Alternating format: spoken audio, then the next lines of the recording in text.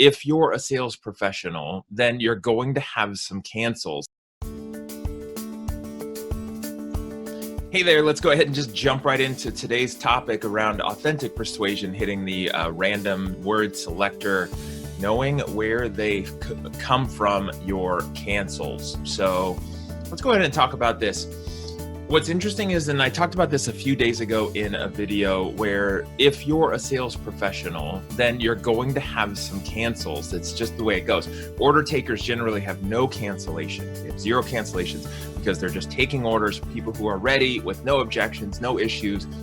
Doesn't take any level of persuading, and so they end up with zero cancels, but generally also a very low closing percentage relative to that industry and what the company would expect. So the other end of the spectrum is way too many cancels, which means usually a lot of manipulation and bad stuff. So there's somewhere in the middle that's appropriate for every job, every industry, where a cancellation is going to mean something specific for that role, whether it's cancellation of applications or of actual sales.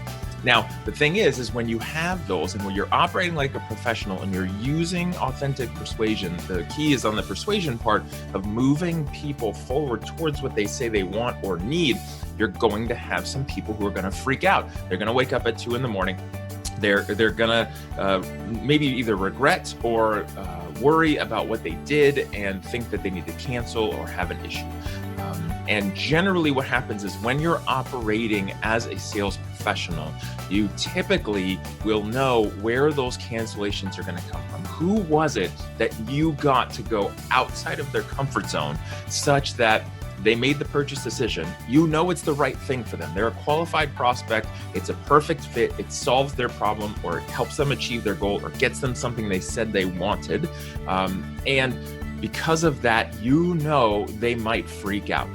And there's some scripting. If it comes up in another topic, I'll mention it. Or if you have questions and you want to know what I say to mitigate it, reach out to me, send me a message, hit me up. We can chat about it. I'll give you what I say every single time right before I finish a sale. But what's going to happen is you're going to know where those sales, you should know, a professional will know who they move forward, who they persuaded such that that person is potentially going to freak out. Or the other category, and this is what happens a lot, is you should know who you helped buy from you, and then they're going to go back into their normal life and they're going to interact with somebody who's probably going to question them, doubt them, maybe even undermine their decision. So that could be a spouse, a significant other, a parent, a child. If you're dealing with somebody who's older, their adult children are going to question it, undermine it, and have issues with it. So generally what you want to do is you want to know who is in those categories so that you can handle that in advance, preferably, and prevent that buyer's remorse, especially if there's somebody else involved, and give them the tools to send that person to you directly if they have questions or issues.